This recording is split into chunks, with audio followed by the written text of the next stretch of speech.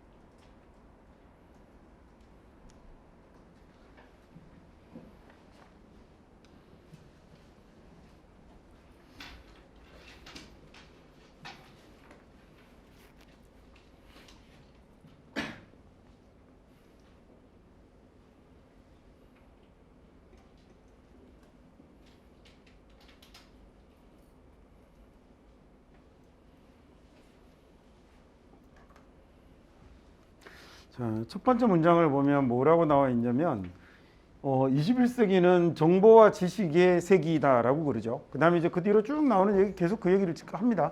21세기는 정보와 지식이 너무너무 중요한 시대인데, 자, 그런데 내려가다 보면 여러분이 놓치지 말아야 될 얘기가 하나 보이죠. 그죠? 자, 뭐라고 나오냐면 문제는 many organization들이 많은 조직들이 are poor in information and knowledge. 근데 뭐가 부족하냐면 정보와 지식이 부족합니다 라고 얘기를 했죠.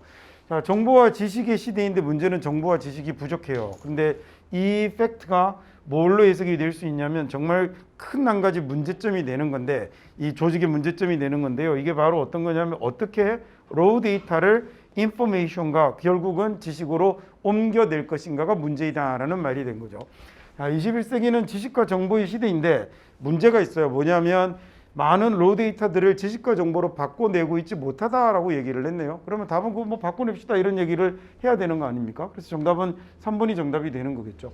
뭐 지문 보기 자체가 한글로 되어 있어서 되게 쉽게 풀 수 있는 문제 같습니다. 1번 문장부터 한번 봅시다. 21st century는 정보와 지식의 시대인데요. 21세기는 정보와 지식의 시대입니다.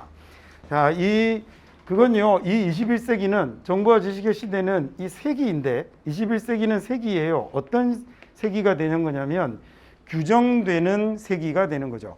characterize라고 쓰면 여기까지 뒤에 ed 말고 동사 원형으로 썼을 때 이게 특징 짓다라고 해석이 되어서 보통 뭐뭐에 의해서 특징 지어지다 이런 이상한 해석하거든요. 그래서 그렇게 하셔도 되는데 틀린 건 아닌데 우리말로 너무 어색하니까 그냥 뭐뭐의 특징은 또는 이제 뭐뭐라고 규정하다라고 해석하셔도 돼요.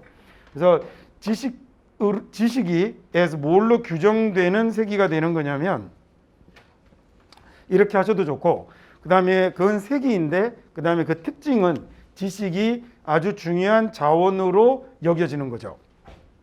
지식이 어떤 중요한 자원이 되는 거냐면 경쟁의 우위를 점하는 겁니다. 그 회사에 경쟁의 우위를 가져다 주는 그런 그 아주 중요한 자원으로 지식을 규정짓는 그런 세기가 바로 21세기가 된 거죠. 잘 모르겠으면 어떡할까요? 이제 동의하시죠? 날려버리면 됩니다. 첫 번째 문장만 안 놓치고 가면 됩니다. 이야기를 딴 데로 바꾸거나 논리를 전환하지 않았기 때문에 21세기는 정보와 지식의 시대이다라는 것만 들고 있으면 돼요. 그러면 이 모든 지식들을 얻어내기 위해서인데요. 이 모든 지식과 정보를 얻기 위해서 조직은 반드시 뭘 해야 되냐면 데이터에 기대해야 하는데, 데이터에 의지해야 되는데 어떤 데이터냐면 자기들이 저장하는 데이터에 의지해야 하는 거죠. 자, 데이터란 아주 기본적인 요소입니다. 기초적인 요소인데 is gathered daily, 매일매일 수집이 되죠. 아주 다른 인풋 소스에서, 인풋이라는 건 투입이잖아요, 그죠? 그러니까 다양한 이런 인풋 소스에서 데이터가 수집이 되는데, 자, 그런데 정보라는 건 extract 되는 거거든요. extract라는 단어는 뽑아내다, 추출하다라는 뜻이죠. 밖으로 뽑아내다라는 의미가 돼서 추출하다라고 좀 어렵게 하셔도 되고 뽑아내다라고 하셔도 되고, 예, 그대로 명사가 되면 추출물이라는 뜻이 되거든요.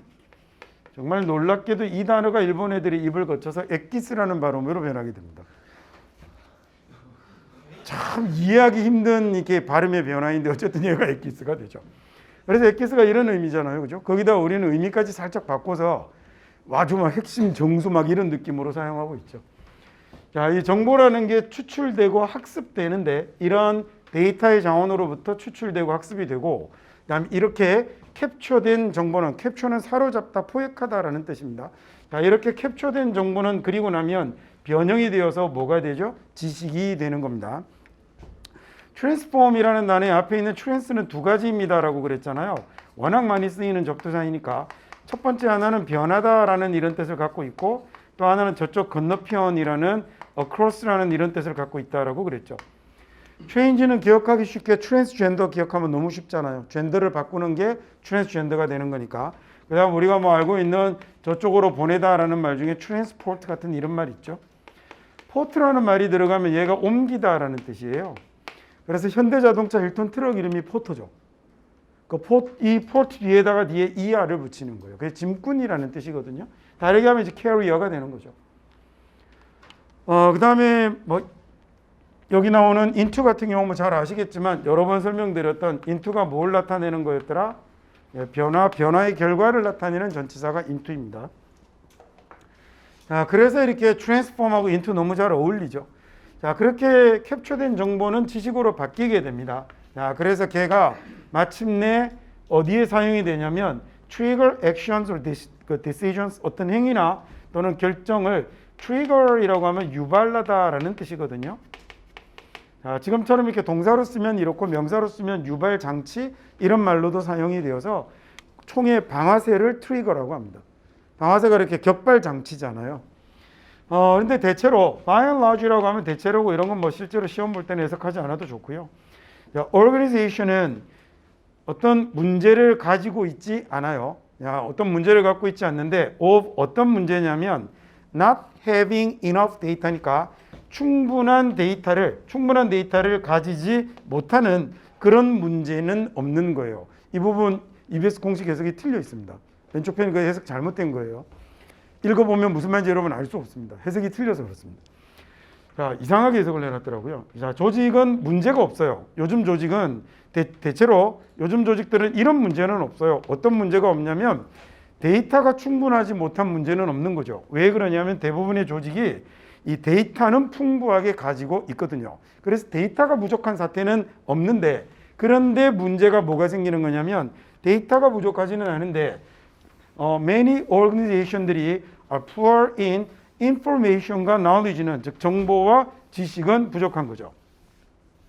자, 결국 이러한 사실은 데이터는 풍부한데 정보와 지식이 부족하다는 사실은 뭘로 옮겨지는 거냐면 translate의 trans도 바꾸는 거겠죠, 그죠? 그래서 translate이 번역하다, 해석하다라는 이런 말이 되는데, 만약에 이걸 모르더라도 into를 보면 이 팩트가 이걸로 바뀌게 된다라고 생각하실 수 있죠, 그죠? 그래서 이 팩트는 한 가지 가장 큰 문제 중에 하나인 겁니다. 챌린지 제가 도전 적당히 하시라고 그랬습니다. 그냥 문제, 어려움, 과제 이렇게 해석하는 게 훨씬 더 좋아요. 자, 그래서 이런 팩트는 뭐로 해석이 될 수 있냐면 제일 큰 문제 중에 하나로 해석이 되는데, 누가 직면하고 있는, 조직이 직면하고 있는 문제로 해석할 수 있죠. 자, 어떻게 되는 거냐면 어떻게 raw 데이터를 into 뭘로 바꿀 것인가, 정보와 그리고 마침내 지식으로 바꿀 것인가라는 문제가 되는 거죠. 자, 그건요, 관계대명사가 앞에 이렇게 커마를 가져버리면 얘는 소위 선행사가 멀리 가지 않죠. 앞에 있는 놈이잖아요. 지식이란, 정보와 지식이란 결국 뭐냐면, 만약에 실제 시험이면 그래서 이제 마지막 그 틈으로 해석하지 않아도 됩니다. 부연 설명이 붙는 거니까. exploit라고 하면 잘 사용하는 건데요. 얘가 좀 부정적으로 사용할 때는 과도하게 사용하다 이런 느낌도 가져요. 저거 머릿속에만 가지고 있고 그냥 사용하다라고 해석하시면 됩니다. 그래서 이 과도하게 사용하다라는 말에서 뭐 어떤 의미로 확대가 되어 가기도 하냐면 착취하다라는 이런 의미로도 쓰이죠. 자, 만약에 정확하게만 쓰인다면, 정확하게만 사용이 된다면, 자, 그렇다면 provide 뭘 가져다 줄 정보와 지식이냐면 능력을 가져다 줄 거예요. 예측할 수 있는 거네요. 고객의 행동과 이 비즈니스의 트렌드를 예측할 수 있는 이런 어디 갔냐? 능력들을 가져다 주는 거겠죠. 자, 그래서 첫 번째 문장에 뭐라고 나타났냐면 21세기는 이런 시대인데라고 첫 번째 문장에서 뭘 했냐면 도입을 했고요. 자, 그다음에 이제 마지막 문장만 놓고 봤어도 그래서 제일 큰 문제는 이 21세기의 가장 중요한 문제는 raw 데이터를 뭘로 바꾸는 거다. 얘를 information과 knowledge로 바꾸어내는 게 21세기의 과제이다라는 말이겠죠. 정답 당연 3번 되는 거겠죠. 오케이, 이번에는 40번 문제 갈까요?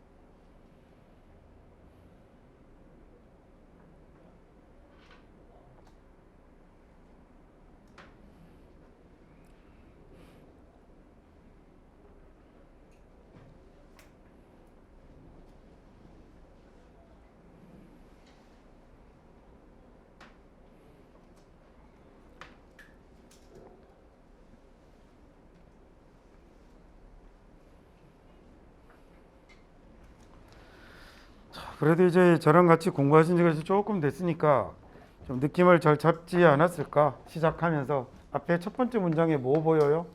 어려움이 발생을 하는군요. 그러면 저런 문제점이나 어려움이 등장을 하면 첫 번째 문장에 이제 현상이 나타나는 경우인데 어떤 문제점, 나쁜 상황, 어려움 이런 것들이 등장을 하면 내려가면서 얘는 뭐 하게 된다고 그랬죠? 얘는 분석을 주 목적으로 하는 주 전개 방식으로 하는 글이 되는 거였습니다.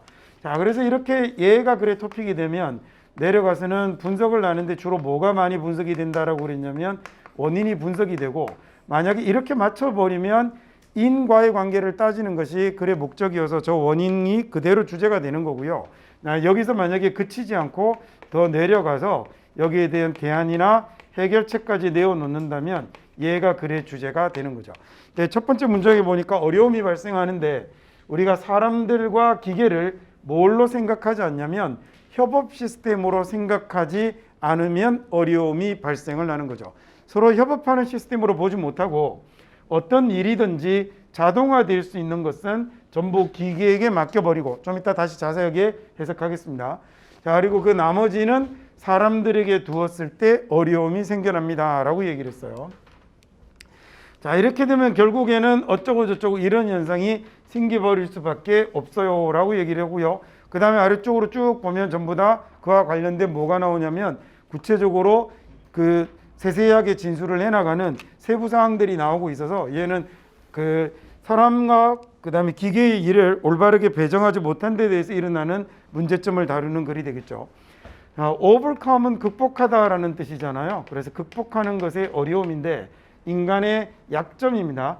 실패를 피할 수 있는 인간의 약점을 극복하는 것의 어려움이고요. 자, 이번은 allowing machine, 기계에게 허용하는 것의 이점입니다. 기계와 인간이 함께 일하도록 허용하는 것의 장점. 자, 3번은 문제점인데 이 allocate이라는 단어가 배당하다라는 뜻이에요.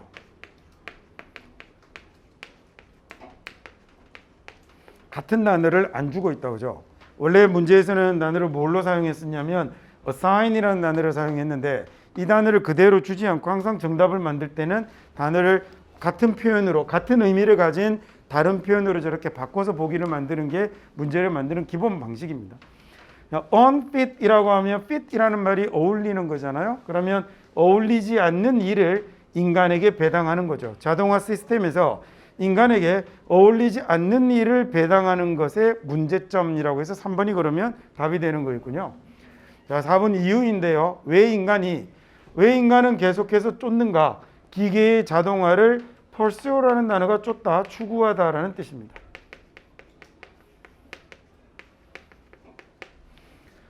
마지막 5번 영향력이네요. 인간 행동이 또 나왔습니다. A or B on C라고 쓰면 C에 끼치는 B의 A 이렇게 해석하는 거였죠. 그래서 기계의 퍼포먼스에 끼치는, 자, 기계의 퍼포먼스라고 하면 성능이라고 하면 되겠네요.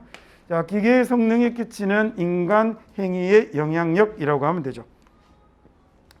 자, 어려움이 일어나는데 이 arise라는 말은요. arise라는 말은 일어나다, 발생하다라는 뜻인데 얘는 문법 문제로 이 단어가 그대로 사용될 가능성이 있어서 좀 잘 기억해 두셨으면 좋겠습니다. arise, arose, arosen이라고 이 변화를 하는 이 단어는 자동사거든요.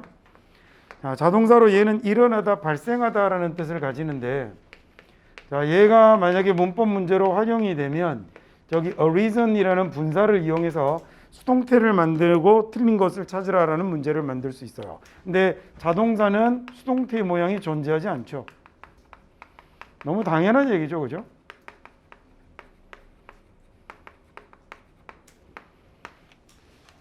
동사의 목적어를 주어로 바꿔 쓰는 게 수동태인데 자동사라는 건 목적어가 없기 때문에 수동태가 존재할 수 없어요. 그리고 자동사는 수동태가 없다라는 놈은 시험에 굉장히 자주 나옵니다.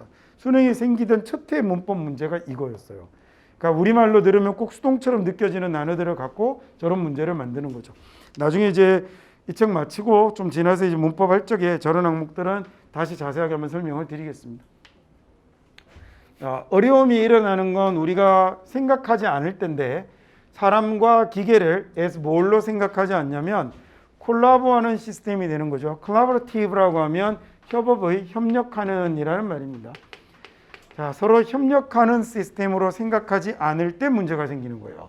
자, 그러지 않고 assign이라는 말이 할당하다, 배당하다라는 뜻이거든요. 뭐 해오라고 내주는 거죠. 그래서 여러분 숙제를 assignment라고 하잖아요.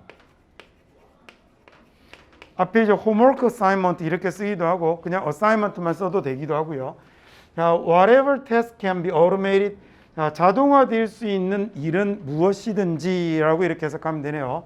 자, 자동화할 수 있는 일은 뭐든지 간에 to the machines, 기계에게 배당을 해버리고 그 다음에 leave the rest는 the rest라는 말이 나머지라는 말입니다. 그리고 나머지는 leave to people, 사람들에게 남기게 되는 거죠. 자동화할 수 있는 일은 전부 다 그 기계에게 넘겨버리고 나머지를 인간에게 배당하는 이런 일을 하면 문제가 발생을 하게 되는 건데요. 자, 이게 end of ing라고 쓰면 보통 난해장이 이제 뭐뭐로 끝나다라고 이렇게 많이 되어 있거든요. 근데 그렇게 하는 것보다 결국 뭐뭐 하다, 결국 뭐뭐 하게 되다라고 이렇게 해석하는 게 해석하기가 더 쉽습니다. 틀렸다가 아니에요. 뭐뭐인 상태로 끝나다라는 말이 틀렸단 말이 아닙니다. 자, 얘가 결국은 사람들로 하여금 행동하게 만드는데 기계 같은 방식으로 행동하게 만드는 거죠. 패션이라는 명사가 방식이에요. 그 다음에 얘는 유행이라는 뜻도 물론 있죠. 옷이라는 뜻은 없어요. 유행하는 옷이라는 의미는 있어도 옷이라는 뜻을 갖고 있지는 않아요. 자, 이게 결국은요, 사람들로 하여금 기계 같은 방식으로 일하게 만드는 건데 이게 어떤 방법이냐면 인간의 능력하고는 좀 다른 방식으로 일을 하게 만드는 거죠. 그래서 문제가 생긴다는 거겠죠. 자, 그래서 우리는 expect, 기대를 하거든요. 예상을 하거든요. 사람들이 모니터 머신, 기계를 모니터해 주기를 기대를 하는 거죠. 자, 자동으로 할 수 있는 일은 전부 다 기계에게 다 맡겨버리고 그 기계를 모니터하는 일 이런 거 사람들한테 맡기는데, 자, 이게 뭘 의미하는 거냐면 기계의 모니터를 인간에게 맡긴다는 건 keeping alert, alert의 상태를 유지하는 걸 의미하는 거죠. alert라는 형용사가 주의가 깨어 있는 겁니다. 졸지 않고 한눈 팔지 않고 잘 집중하고 깨어 있는 걸 alert라고 합니다. long periods, 아주 장시간 동안 주의가 깨어 있는 걸 요구하게 되죠. 자, 근데 장시간 동안 그렇게 주의가 깨어 있는 것, 그거 something인데 이게 바로 어떤 거냐면 우리가 be bad at이라고 하면 잘 못하다라는 뜻이죠. 바로 아래쪽에 나오지만 be good at이라고 쓰면 얘는 잘하는 거잖아요, 그렇죠? be good at이라고 쓰면 얘가 뭐뭐를 잘하고 능숙한 거고요. 그다음 요거 반대말 쓰면 be bad at이라고 당연히 쓰면 되겠죠. 교과서에 보면 be poor at 이렇게 나오는 경우도 있는데 이거 너무 예쓰는 표현입니다. 노인들만 쓰는 말입니다. 그리고 우리는 사람들이 이 어떤 작동을 반복되는 작동을 할 것을 요구하게 되는데 뭘 가지고 아주 극도의 precision이라는 명사는 정확성이잖아요. 아주 대단히 정확한 걸 얘기합니다. 정밀함과 정확성을 가지고 사람들이 저걸 하기를 바라는 거죠. 야, 그런데 그것 역시 누가 요구하는 거냐면 기계가 요구하는 거거든요. 이러는 거 다시 한번 something이 되는데 뭐가 되냐면 역시 우리가 잘 못하는 종류의 일인 겁니다. 자, 그래서 when we divide up, 우리가 divide up 나누게 되면요, 또 머신하고 그다음에 인간의 컴포넌을, 자, 그 기계와 인간의 구성을 우리가 분리해 버리면 어떤 일에서요, in this way 이런 식으로 나누게 되면 우리는 take advantage of라고 하면 take가 우리말에 취하다라는 말이잖아요. 가지다라는 말. 그러면 직역해서 장점을 취하다라고 하시면 돼요. 그리고 잘 활용하다라고 해석해도 괜찮습니다. 그 다음에 이제 fail to에 관해서는 조금 생각해 보셨으면 좋겠는데, 이 fail이라는 말이 뒤에 명사가 나오면 그럼 이 명사를 실패하다라고 해석하셔도 되는데요. fail 뒤에 만약에 이렇게 to do가 붙으면 그러면 얘는 부정사 하는 것을 실패하다라고 해석하면 말이 되게 어색해요. 그래서 이럴 경우에는 fail to가 붙어 있을 때는 fail을 뭐라고 해석하시면 되냐면 cannot의 의미로 해석하시면 돼요. 즉 못한다, 할 수 없다 이렇게 해석하셔서 간단하게 예를 한번 볼까요? 만약에 I failed test라고 쓰게 되면, 자, 이렇게 뒤에 명사가 붙으면 내가 그 시험에 실패했어요 라고 이렇게 하면 되는데, 다음에 I failed라고 쓰고 to pass the test 이렇게 나오면 얘는 시험에 합격하는데 실패했다라고 이렇게 해석하는 것보다 시험에 합격하지 못했다라고 해석하는 게 훨씬 더 편해요. 여기도 마찬가지로 우리는 장점을 활용할 수 없는 거죠. 이렇게 해석하면 좋겠습니다. Human strength and capabilities, 인간의 장점과 그 다음에 인간의 strength와 장점과 또는 뭐 강점과 그 다음에 능력을 활용하지 못하게 되는 거죠. 자, 그렇게 못하고 대신에 우리는 어디에 기대게 되냐면 이런 영역에 기대게 되는데 우리가 유전적으로 그다음 생물학적으로 어울리지 않는 영역에 기대게 되는 거죠. 수트가 어울리는 겁니다. 그래서 어울리지 않는 이렇게 된 거죠. 자, 하지만 사람들이 실패하면 원래 사람들한테 안 어울리는 걸 맡겨놓고 사람들이 실패하면 사람들을 비난합니다 라고 문장을 마쳤습니다. 내용이 어렵지 않아서요. 자, 첫 번째 보면서 어려움이 등장을 했는데 라는 생각이 들 수 있었더라면 좀 좋았을 것 같습니다. 자꾸 지문을 이제 그런 방식으로 접근을 해서 보시면 좋을 것 같아요. 그 다음에 또 하나 여기 아까 말씀드린 것처럼 보기에서 본문에 나왔던 단어를 그대로 사용하는 경우가 잘 없다라는 것도 다시 한번 생각해 두시면 좋겠습니다. 오케이, 41번 가시죠.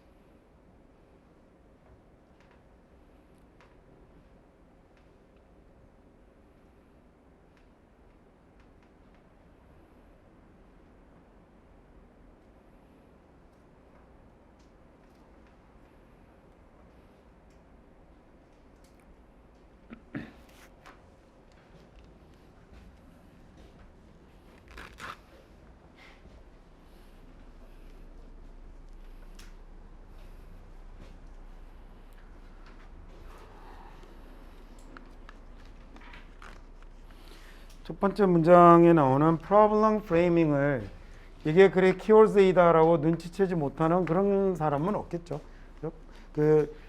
이 문제의 구조와 관련된 어떤 문제의 프레임을 짜는 것과 관련된 이야기를 시작을 하는데, 이 프레임을 짜는 건 뭘 규정하게 되는 거냐면 어떤 문제를 당신이 해결하려고 내놓고 있는지에 대한 것을 규정하는 게 바로 프레임을 짜는 것이죠.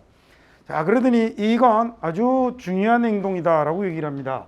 왜 그러냐면 당신이 선택하는 프레임이 어떤 프레임을 선택하는가가 강력하게 영향을 끼칠 거니까. 뭐에 영향을 끼칠 거냐면요, 그 문제에 대한 당신의 이해에 영향을 끼쳐서, 자, 그래서 당신의 그 문제 해결에 대한 접근을 조건화시키게 될 거니까. 자, 그 다음에 이제 무슨 말이 보이냐면 for an illustration이라는 말이 보이네요. 자, 설명하겠습니다 라고 했으니까 앞쪽이 뭐가 된 거죠? 얘가 general이 되고 거기에 대해서 이 설명을 통해서 뭐 해나가게 되는 거냐면 논증하게 되는 거겠죠. 이게 실제로 그래서 두 번째 문장에 나타난 이 문제의 구조화가 그 아주 당신의 문제 해결에 대한 이해에 엄청난 영향을 끼칩니다라는 게 이거의 주제가 된 거고, 이것과 관련된 하위 진술이 내려오는데 이 하위 진술은 사실은 굳이 보지 않아도 될 것 같아요. 여기 보면 일련의 실험들을 이제 예를 들어서 설명을 할 건데, 이 실험들이 뭘 보여주겠어요? 하위 진술이잖아요. 스피시픽이잖아요. 그러니까 여기가 선택하는 프레임이 어디에 영향을 끼치는 문제 이해에 영향을 끼쳐서 문제 해결의 조건화를 발생시킨다라는 말에 대한 설명이 될 거니 사실 아래쪽 굳이 읽지 않아도 상관이 없는 거죠. 보기 1번 볼까요? 중요성인데 asking the right question for better solution을 위해서, 더 나은 해결책을 위해서요, 올바른 질문을 하는 것의 중요성입니다. 자, 이번은 어려움이네요. of using metaphor를 이용하는 것의 어려움인데, 메타포라는 단어는 비유, 은유라는 뜻이죠. 우리말의 은유에 더 가까운데 해석하실 때는 비유라고 하는 게 해석이 더 쉬울 거예요. 그래서 메타포를 사용하는 것의 어려움인데, 뭐 하기 위해서? 어떤 문제에 대한 해결책을 찾기 위해서 메타포를 이용하는 것의 어려움. 자, 3번은 이유인데요. 왜 문제의 구조화가 해결책이 나타나는 것을 막는지에 대한 이유입니다. 자, 문제의 구조화라는 핵심 단어들을 보기에 집어넣어놓고 그 다음에 오히려 정답과는 반대에 가까운 이야기를 보기를 만드는 걸로 지문을 잘 이해를 못하는 사람을 비슷한 단어를 보고 답을 쓰게끔 오답을 유도하는 거죠. 이런 오답을 만드는 방식은 독해뿐만 아니라 듣기에도 굉장히 자주 사용됩니다. 그래서 흔히 듣기 문제 풀 때 영어 선생님들이 제일 마지막에 들린 단어는 답이 아니라고 그러잖아요. 야, 마지막 대출에 있는 뭐 말이 들렸던 말이 보기에 있으면 걔는 답이 아니라고 그러거든요. 그럼 뭐 다음번에 기회 되면 설명드리죠. 유용성인데요. 예방, 이럴 때 measure는 측정하다, 재다라고 해석하는 게 아니라 얘는 조치라고 해석하는 거예요. 그래서 예방 조치의 유용성입니다. 그 지역의 범죄를 공동체의 범위를 줄일 때 예방 조치의 유용성이고요. 마지막 5번 효과인데 문제의 구조화의 효과죠. 어디에 끼치는, 또 나오셨네요.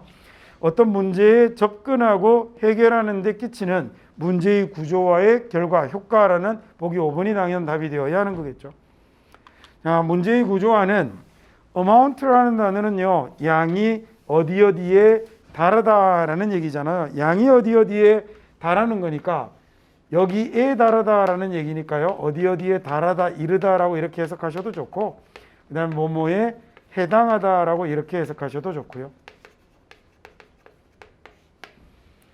문제의 구조화는 어디에 해당이 되는 거냐면 defining ing, 전치사디니까 ing 쓴 겁니다. 규정하는 데 해당이 되죠. 정의하는 데 해당이 되죠. 어떤 문제를 당신이 내놓고 있는가, to solve, 해결하려고 당신이 내놓고 있는 문제가 무엇인가라는 걸 규정하는 것, 이게 문제의 구조화가 되는 거죠. critical이라는 단어는 두 가지 뜻을 갖고 있어요. 하나는 비판적인이라는 뜻도 갖고 있지만 얘는 대단히 중요한이라는, 아주 결정적인, 매우 중요한이라는 뜻도 가지고 있습니다. 얘가 굉장히 중요한 활동이에요. because 왜 그러냐면, 이 문제의 구조화가 왜 중요하냐면 당신이 선택하는 그 프레임이, 당신이 어떤 프레임을 선택하는가가 강력하게 영향을 끼치니까요. 당신의 그 문제에 대한 이해에 강력한 영향을 끼치고, 자, 그래서 뭐 하게 되는 거냐면 조건화를 시키게 되는 거거든요. 그 문제를 해결하는 데 대한 당신의 방법을, 당신의 접근을, 조건을 규정하게 되는 거죠. illustration이라고 하면 설명인데 설명 중에서도 어떤 자료나 표 같은 것들을 들어서 설명하는 것들을 illustration이라고 합니다. 자, 그래서 설명을 위해서라는 얘기는 지금부터 설명해 볼게요 라는 얘기죠. consider 한번 얘네 연속되는 실험을 한번 생각해 보죠. 그 실험에서 얘네들이 사람들에게 부탁을 했어요. 뭘 부탁했냐면 물어봤군요. four ways, 방법을 물어봤는데 범죄를 줄일 수 있는, 그 지역에서 범죄를 줄일 수 있는 방법을 물어본 겁니다. 자, 그리고 걔네들이 뭘 알게 된 거냐면요, 이 respond라는 단어가 반응하다, 응답하다죠. 동사 뒤에 ant가 붙어서 형용사가 안 되고 만약에 명사가 되면 이때는 얘 뭐 된다고 그랬냐면 동작의 주체가 된다고 그랬습니다. 그래서 respondent이라고 하면 모음은 변할 수 있어요. A가 될 수도 있고 E가 될 수도 있고, 그렇게 써서 respondent이 그래서 응답자라는 말이 되는 거예요. 자, 얘네들이 알게 된 건 이 응답자들의 생각이 상당히 바뀌더라라는 걸 알게 된 거죠. depend on이라고 하면 뭐뭐에 따라서라고 하면 되잖아요.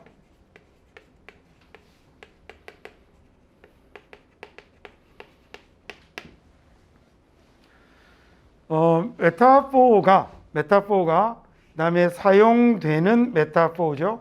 이게 범죄를 묘사하기 위해서 사용되는 메타포가, 자, 얘가 바이러스인지 또는 아니면 비스트인지에 따라서 그래서 사람들의 생각이 상당히 많이 변하더라라는 겁니다. 해석할 수 있겠죠?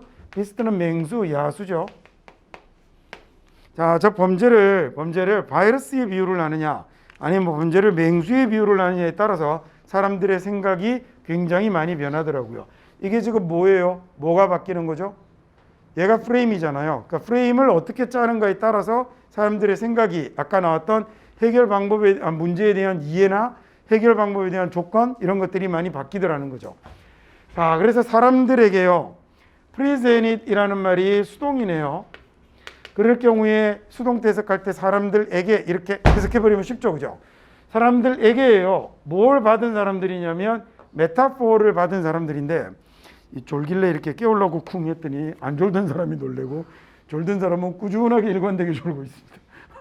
자, 메타포를 받은 사람들이에요. 메타포가 주어진 사람들인데 어떤 비유가 주어졌냐면 범죄를 어디에? 바이러스에 비교하는, 범죄를 바이러스에 비유하는 메타포가 주어졌던 사람이죠. 자, 그 바이러스는 또 어떤 바이러스냐면 invading, 침입하는 거네요. 자, 자기들의 도시를 침범하는 바이러스로 비유를 하는 이런 메타포를 받았던 사람들은 이렇게 되고 얘가 동사죠. 자, 이런 사람들은 범죄를 이렇게 바이러스처럼 비유해서 그런 비유를 줬더니 이 사람들은 뭘 강조했냐면 예방과 그 다음에 addressing the root causes of the problem, 그 문제의 주된 원인에 대처하는 것을 주로 많이 강조를 한 거죠. address라는 단어는요, 여러분이 일단 제일 처음 외웠을 때는 주소라고 외웠을 텐데 이 수학능력 시험에 주소라는 단어가 나올 가능성이 사실 거의 없잖아요. 그래서 거의 대부분 보시면 제일 많이 보시는 게 대처하다. 이 대처하다보다 너무 복잡하게 하나? 그래도 합시다. 자, 다가가다, 접근하다라고 일단 먼저 해보세요. 네, 다가가다, 접근하다가 왜 다가가고 접근하는 거냐면 그 문제에 대처하고 해결하기 위해서 다가가는 거예요. 이렇게 되면 여러분이 잘 알고 있는 표현 중에 deal with 같은 표현에 가까워지는 거예요. 그 다음에 두 번째는 이거 꼭 알아두셔야 되는데 부르다, 호명하다라는 요 뜻도 꼭 기억을 해두세요. 물론 주소를 쓰다라는 뜻 있죠. 없지 않지만 얘네들이 일단 제일 많이 쓰이는 게 1번입니다. 다가가다, 접근하다, 문제를 다루다, 해결하다라는. 자, 그래서 그 문제의 근본 원인에 대한 예방과 해결, 뭐 이런 것들을 주로 이렇게 강조를 하더군요. 그래서 이 사람들은 예를 들어서 eliminating poverty, 가난을 없애야 됩니다 라든지 또는 교육을 개선해야 됩니다 라는 이런 대안들을 내놓더라는 거죠. 자, 반면에 사람들은요, 이번에는 뭘 받은 사람들이냐면 비스트의 메타포를 받았던 사람들이죠. 자, 이런 사람들은 어디에 집중을 했냐면 remediation에 집중을 하는 겁니다. remedy라는 명사가 더 훨씬 많이 나오죠. 얘가 치료라는 뜻이고요. remediation이라고 하면 얘는 치료에서 돌려놓은 겁니다. 그래서 복원, 그 다음에 또는 교정 이런 단어로 쓰이죠.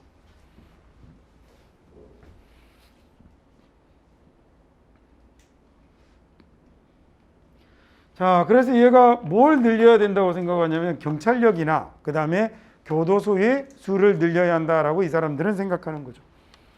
자, 앞쪽에 그래서 problem framing과 관련돼서 앞쪽에 주제가 직접적으로 바로 등장을 하고요. 자, 뒤로는 그와 관련해서 어떤 실험에서 있었던 사례들을 진술하는 걸로 앞쪽에 나왔던 주장을 논증하는 형태로 쓰여져 있는 글이었습니다. 좀 단순하게 적혀 있는 형태의 지문이죠. 자, 다음 42번 해볼까요?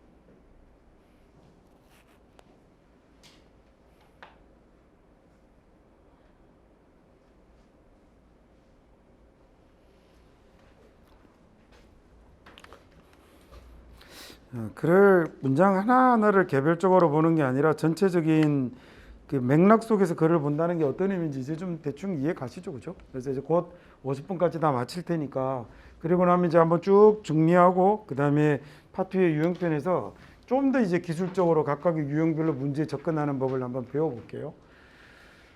그리고 나면 이제 그 다음에는 뭐 기본은 다 끝난 거니까 아주 핵심적인 유형들만 계속 모아서 그러니까 빈칸 순서 삽입 여러분을 괴롭히는 그것만 모아서 나중에 한 3, 4개월 정도를 할 거거든요. 그 도표 문제 안 풀어도 되잖아요, 그죠? 막 이렇게 모의고사 연습한다고 도표 문제, 안내문 문제 이런 거 막 쌓아놓고 풀고 이러면 막 인생 안타까워 보이거든요. 그러니까 나중에는 그래서 거기다가 추가로 뭘 하냐면 어법 문제도 추가할 거예요. 왜냐하면 어법 문제를 해석을 잘하면 주제 문제도 풀 수 있지만 주제 문제를 잘 푼다고 어법 문제를 풀 수 있지는 않죠. 어떤 의미인지 아시겠죠? 그래서 나중에 방향을 그렇게 쓴 다음에 마지막에 한 두 달 반 정도 남겨놓고 나면 모의고사를 풀 건데 우리가 학원에서 만나면 하루에 1회분씩 풀 거예요. 그때는 지금처럼 이렇게 막 깐깐하게 뭘 자세하게 설명해 드리거나 그러지 않을 거고 오히려 문제를 푸는 것과 관련된 준비, 그다음에 어떻게 대처할 것인가, 그리고 여러분의 공부 방법도 그때쯤이면 좀 바뀌어야 하는 거죠. 아주 솔직히 두 달 남겨놓고 공부한다고 해서 갑자기 영어 성적이 튀지 않거든요. 그러니까 그때부터는 지키기, 그 다음에 또는 내가 1월부터 8월까지 공부했던 내용이 그 뒤로 계속 성적이 올라갈 건데 그 탄력을 계속 유지해 주는 관점에서 공부를 해야죠. 그리고 그럼 뭐 나중에 그때 가서 얘기합시다. 자, 첫 번째 문장에 도서관이 뭐라고 했냐면 점점 더 관심을 갖고 있다라고 했어요. 서비스에 관심을 갖고 있는데 얘네들이 자기들 유저에게 제공하는 서비스에 점점 더 관심을 갖고 있다라고 그랬습니다. 그게 두 번째 문장 보니 아마 전자적인 서비스, 뭐 이북이라든지 뭐 여러 가지 것들이 있겠죠. 그런데 그 다음 문장에서 뭐가 등장을 했냐면 그러나라고 해서 일단 한번 틀어놓고 있죠. 자, 그러더니 뭐라고 하냐면 도서관의 전통적인 힘은 그래도 늘 뭐였다라고 얘기하면 자기들의 소장품, 자기들의 장소였다라고 하면 되겠죠. 자, 새롭게 변하는 시대에 도서관이 주목을 하고 있지만 하지만 이라고 강조하는 문장은 뭐라고 얘기를 하고 있냐면 도서관의 힘은 어디에 있다라고 얘기하죠. 자기들의 컬렉션이 있습니다라고 얘기를 했고요. 자, 그다음 마지막 문장 보니까 마찬가지로라고 되어 있는 걸로 봐서 얘네들에 대한 하위 진술이 아래에 나오다가 뭔가 추가로 하나 더 여기에 대한 보강 논증을 하고 있는 글의 구조를 취하고 있는 것 같습니다. 그렇죠? 그래서 보니 여기에 보면 아까 예를 들면 있었는데 예를 들어서 이 주장을 뒷받침하고 있었는데 이 첫 번째 예 말고 마찬가지로라는 얘기를 썼으니까 얘가 두 번째 예가 되는 거겠죠. 내가 여러분이라면 여기서부터는 저 같으면 지문 안 볼 겁니다. 너무 뻔하잖아요. 여기까지로 답 쓸 수 있는데 굳이 아래에 있는 두 번째 사례까지 읽고 있을 필요는 없는 거죠. 자, 그러면 이제 보기 볼까요? 1번 보니까 뭐라고 되어 있냐면 지속적인 중요성이네요. significance라는 단어가 의미 있음이니까 중요성 이렇게 해석하면 되겠습니다. 자, 도서관 장소의 중요성인데 심지어 디지털 시대에도 즉 변하는 시대에도 도서관의 힘은 장소에 있는 거야 라는 1번이 답이 된 거죠. 자, 이번은 변화하는 역할인데요. local libraries의 그 지역 도서관의 변화하는 역할이죠. 그리고 their effects on society, 사회에 끼치는 걔네들의 영향입니다. 자, 3번은 늘어나는 요구인데 분석하는 거죠. 아주 대량의 도서관 데이터를 분석할 때 대한 점점 커지는 요구. 자, 네 번째는 온라인 서비스인데요. 키로서의 온라인 서비스죠. 연구 도서관의 성공에 대한 핵심적인 키로서의 온라인 서비스고요. 마지막 희귀 도서 컬렉트들의 기여도가 되는 거군요. 도서관의 reputation이라고 하면 명성 평판입니다. 자, 도서관의 명성에 대한 이 희귀 도서 컬렉트들의 기여도라고 됐어요. 지문이 어렵지 않아서 쉽게 읽을 것 같습니다. 자, 도서관이 점점 더 흥미를 가지고 있죠. 서비스의 흥미를 가지고 있는데 자기들이 제공해요. For their users, 사용자들에게 제공하는 이런 그 서비스에 관심을 가지고 있죠. 자, 이게 아주 중요한 초점이 되는 건데, 중요한 핵심이 되는데, 특히나 점점 더 많은 정보들이 이제는 뭐가 되기 시작하면서 전자적으로 이용 가능해지면서요. available 아시죠? 이용 가능한, 쓸 수 있는 이렇게 하면 되죠. 자, 점점 더 많은 정보들을 전자적으로 사용할 수 있게 되면서 이렇게 점점 이런 것들이 중요해져 가고 있는데 그러나 절대로 빼고 넘어가면 안 되는 강조의 시그널이죠. 전통적인 도서관의 힘은요. 전통적인 도서관의 장점은 늘 뭐였냐면 걔네들의 소장품이었죠. 도서관의 소장품이니까 뭐 주로 책일 거 아닙니까? be true라고 하면 적용되다, 유효하다라고 해석하면 좋다고 그랬고요. 이거 지난 시간에도 나왔었죠. 사실이다라고 해서 안 될 건 없는데 이렇게 해석하면 우리말로 좀 더 잘 어울립니다. 자, 이건 여전히 유효한데요. 이건 여전히 유효한데 오늘날에도 특히나 리서치 라이브러리의 경우 특히나 그렇습니다. 자, 또한요. 컬렉션의 메이크업이라고 하면 구성이거든요. 메이크업은 이 동사도 좀 알아둡시다. 메이크업이라고 쓰면 동사가 되는 거예요. 그래서 얘를 붙여서 메이크업이라고 쓰면 얘는 명사가 되는 건데 동사가 되나 명사가 되나 뜻은 똑같습니다. 이 up이라는 말이 영어에서 강조어로 많이 쓰이거든요. 그래서 왜 서둘러라 크게 의미 없는 강조어로도 많이 쓰여요. 서둘러라고 할 때 hurry라고 안 하고 hurry up이라고 하잖아요. 비슷하게 이 강조어로 많이 쓰이는 영어의 전치사들 중에는 up도 있고 down도 당연히 쓰이겠죠. 별 의미 없이 따라 붙는 말로도 많이 쓰입니다. 걸어가다라고 할 때 꼭 walk down이라고 쓰죠. 실제로 내려가는 게 아닌데 길을 걸어갈 때 walk down the street 이렇게 쓰는 것도 그런 거고요. 이거 말고 또 하나 out이 들어오면 얘가 강조어로 굉장히 많이 씁니다. out 같은 경우도. 그래서 find는 찾다인데 find out을 쓰면 찾아내다 이런 느낌으로 쓰죠. 그렇죠? 우리말이가 내다라는 느낌이 약간 강조의 어감이 담기는 거거든요. 여기도 마찬가지로 메이크업이라고 쓰게 되면 메이크업이라고 하면 만들다가 아니라 만들어내다라는 말을 미국 애들이 하는 거예요. 이 만들어낸다는 건 여러 가지 구성물들을 이용해서 첫 번째 뭔가를 만들어내는 구성하다라는 이런 말도 되는 거예요. 조각들을 부품들을 모아내면 구성하다라는 말이 되고, 또 하나 우리도 거짓말로 뭘 만드는 걸 만들어내다라고 하죠. 그래서 뭔가 변명하고 핑계거리를 만드는 꾸며내다라는 이런 말로도 똑같이 우리랑 똑같이 쓰네요.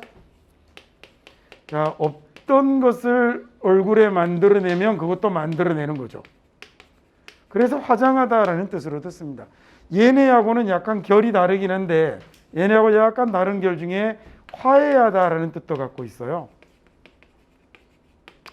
아마도 듣기 시험에 나오면 메이크업은 LC에 나오면 LC가 listening comprehension 듣기입니다. 여기에 나오면 화해하다라는 뜻일 가능성이 더 많죠. 자, 여기 나오는 메이크업 마찬가지로 명사로 써도 구성, 그 다음에 거짓말 또는 꾸밈, 그 다음에 화장, 그리고 화해 이렇게 쓰는 겁니다. 자, 이 컬렉션의 구성이 장소의 구성이 그래서 제일 어려운 거예요. 뭐하기 어려운 거냐면 빠르게 바꾸기에 너무 어려운 거죠. 예를 들어서 말이죠. 만약에 도서관이 아주 오래된 전통을 가지고 있다면, 만약에 도서관이 오래된 전통을 갖고 있다면 heavily collecting material이었으니까 아주 대단히 모아되는 거네요. 자료를 모으는데 어떤 자료냐면 멕시코에서 발행되는 자료를 모으는 전통을 갖고 있다면, 자, 그렇다면 멕시코와 관련된 소장품들은 굉장히 많이 갖고 있겠죠. 자, 그렇다면 설령 그 도서관이 스탑 중단하더라도 purchasing 구매하네요. 모든 멕시코에 imprint라는 말은 동사로 쓰면 안에다가 새기다라는 얘기니까 인쇄하다가 되고요. 경우에 따라서 각인하다라는 뜻으로도 사용합니다. 자, 멕시코에서 발행되는 물건을 아주 많이 모든 전통을 갖고 있다면 그 도서관이 이 모든 멕시코의 인쇄물들을 구입하는 걸 중단을 해버려도, 그렇다 해도 그 멕시코의 소장품은 여전히 아주 크고 인상적이겠죠. 이 수년간은 그럴 겁니다. 다가오는, 즉 향후 이렇게 하면 되겠죠.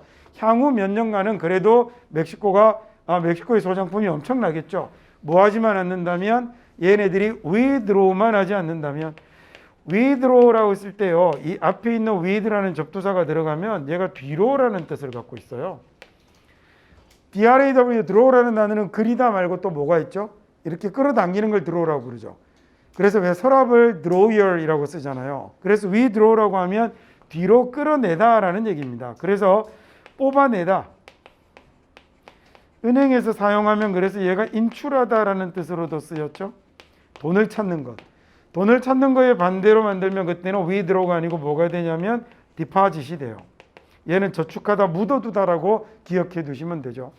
자, 그 다음에 이게 이제 오늘은 거기까지 진도가 못 나갈 거고, 이게 뒤에 48번 지문에서 심리학 용어가 아니고 인간의 심리를 나타낼 때는 이게 인간의 심리가 뒤로 물러나는 걸 나타내기도 하거든요. 그래서 얘가 위축하다라는 뜻으로 쓰이는 걸 우리가 파트 1 종강하기 전에 볼 겁니다.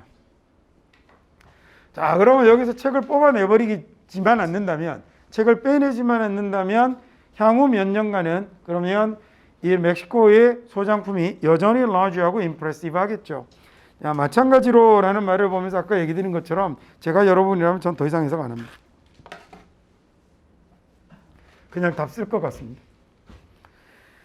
likewise 마찬가지로 말이죠. 마찬가지로 이 wise가 들어가면 어디로라는 얘기예요. 어디 방향으로. 그래서 likewise면 같은 쪽으로라는 얘기입니다. 그래서 otherwise는 다른 쪽으로죠. clockwise면 시계 방향으로, counterclockwise면 반시계 방향으로 이렇게 되는 거예요.